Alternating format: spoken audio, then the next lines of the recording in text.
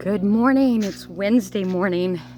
Out walking in the neighborhood, and it's a beautiful, beautiful, stunningly beautiful summer morning. You can see the blue poking through. It's gorgeous. Just like yesterday. Feeling like summer. I'm super excited today because we're beginning our book study, online at noon today. And we're going to be talking about the book called Between the World and Me by Ta-Nehisi Coates. And it should be a really good discussion. We'll be talking and studying the book over the next 6 weeks on Wednesdays at noon. I hope you can join us. So I'm also excited because Sunday is going to be our second ever drive-in service out at Gwynwood. We had so much fun at the first one, and so looking forward to Sunday out at Gwynwood, and the weather looks very promising. Looks to be a beautiful day, and we're making a couple of changes. So we're going to say, if you would like to bring a folding chair or a camp chair, lawn chair, so that you don't have to sit in the car and you want to sit out in the chair, we've marked off some spots. We're just asking that you wear a mask and that you honor the 6 foot apart social distancing, that we're still going to really be careful. We need to be very, very careful now more than ever, because we are seeing that this pandemic is not diminishing, but we feel that it is safe to be able to gather outside if we sit 6 feet apart. So if you're not going to sit in your car, we'll direct you to park in a different spot rather than up around the circle like we did.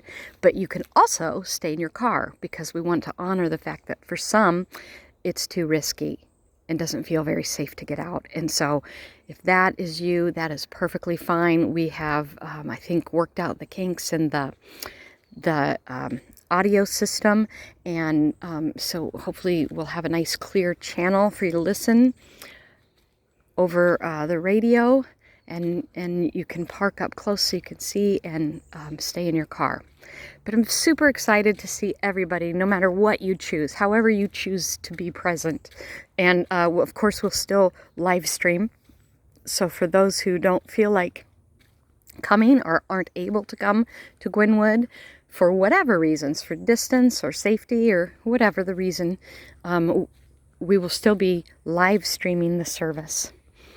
So it'll be good to see you and be together in many different ways on Sunday. I'm excited. I've been reflecting today. This morning, I'm not using the gospel text this Sunday. It's the Gospel of Matthew, chapter 13. And it picks up right after the parable of the sower, which we looked at this past Sunday. So this is the next parable that Jesus tells. So I thought I'd talk and share with you some of my thinking on it today. Because on Sunday, I'm going to be using Romans, Peter's letter to the Romans. But in the parable that Jesus talks about today, it's the parable of the seeds in the field, right? So the story goes, the parable goes that there's a landowner, a farmer, landowner, and he goes out, he has really good seed, and he sows very good seed out in his field. And overnight, while he's sleeping, someone comes along and sows in weeds, bad seed. And the servants see this happen, and as they grow up, the servants notice, like, hey, wait a minute, there's weeds sown in with the good seed. And they come and they say to the landowner, they say, didn't you put in good seed? And he says, yeah, of course I did. And they said, well, somebody's really messed it up. Somebody's coming behind and put in these weeds. Want us to go out and pull the weeds? We'll go pull the weeds. And the landowner says, no, don't do that. Leave them. Let the weeds grow up with the wheat. Let them grow up together. And when the harvest comes, then I will send the reapers, and they will gather up all the weeds and bundle them together and throw them on the flames and burn them. And the wheat then will be carried into the storehouse. So then, as often happens, the disciples, of course, Jesus is, remember, in this boat. He's out in the boat, kind of pushed off from the shore, talking to the crowds that are just pressing in on him. So the disciples turn to him privately and they say, you know, what does this mean? Later, they say, tell us what is the meaning of that parable about the seed in the field? And Jesus says, well, it's like this. The sower, the landowner, that's the Son of Man. It's me. And the seeds are the seeds of the realm of God, right? They're all the good things. And the servants are you. Like the servants are the watchers, the ones who are paying attention.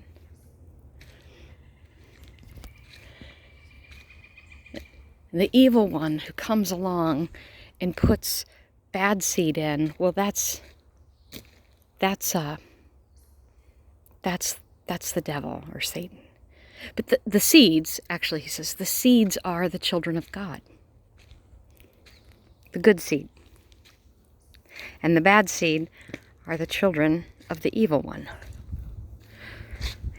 So I've been thinking, it seems pretty clear cut, right? Like, oh, okay, it's sort of an us against them thing if you just take it at face value. But remember, parables are not meant to be taken at face value. Jesus speaks in parables because it's meant to challenge us and push us deeper, to push us into those places we might not necessarily go on our own. So let's dive a little deeper. In this context we are living in, the COVID-19 pandemic context, and all that is happening in our world, we are seeing incredible divisions, this angry, hostile dividing that's taking place.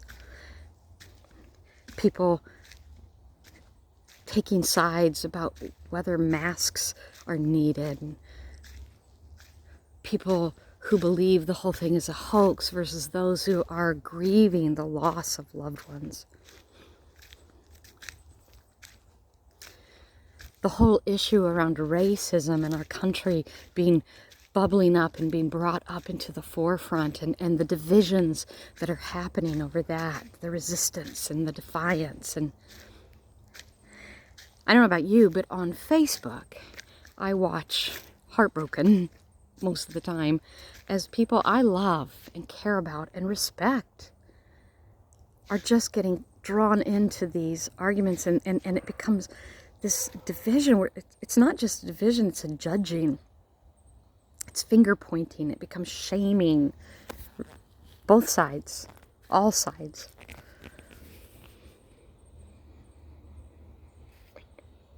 So I go back to this parable of the weeds.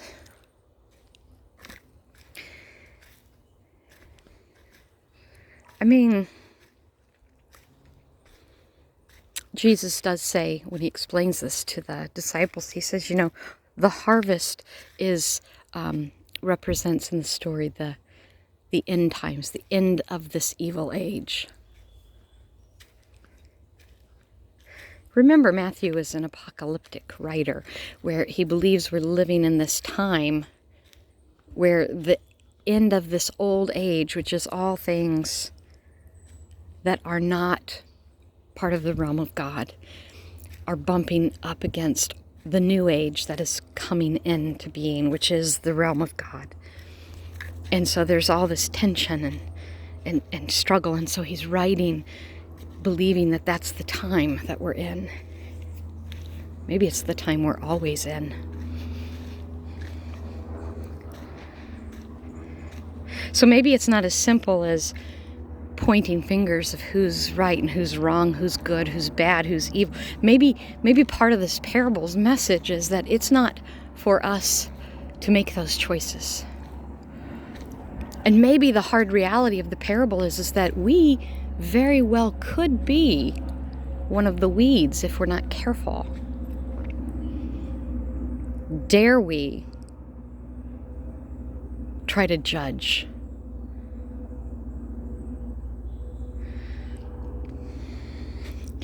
So maybe the best option for us is to grow where we're planted and live as fully and closely to the kingdom of God, into the realm of God. Live as closely and honestly as we possibly can, remembering justice and equity and love. You know, in the Gospel of Matthew uses the word enemy, the enemy or the devil, 3 times. Or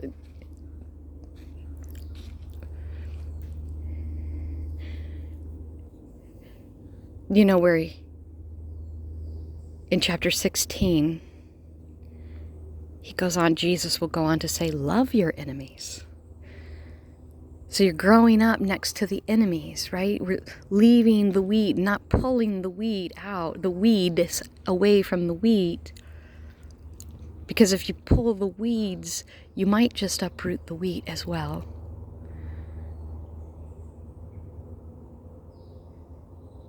And in the parable, he says the weeds are the enemies. They're sown by the enemy. But then he will go on to say, love your enemy as you would love yourself. Love your enemy as you would love yourself. And man, seems like a timely message to me, since we're living in a time when we are all getting so easily revved up and taking sides. I mean, we all have our opinions.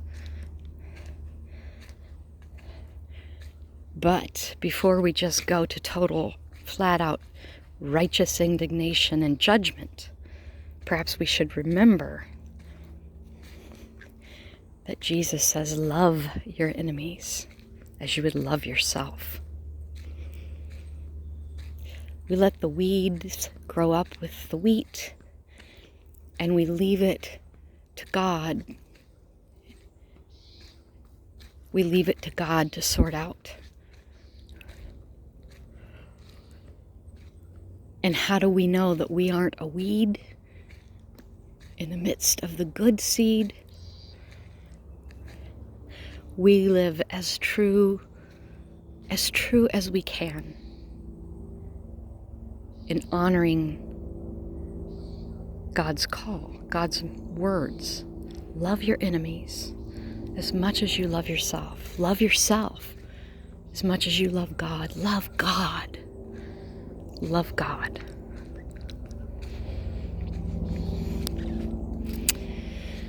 Just some thoughts for your morning and your week. Stay strong. There's so much to be angry about. There's so much to be afraid of. There's so much to be sorrowful and sunk in despair over, and yet, God still asks us to be the good seed God has planted. Live in the good soil we have cultivated. Stay true as children of God. I'll see you Sunday. I can't wait. Amen.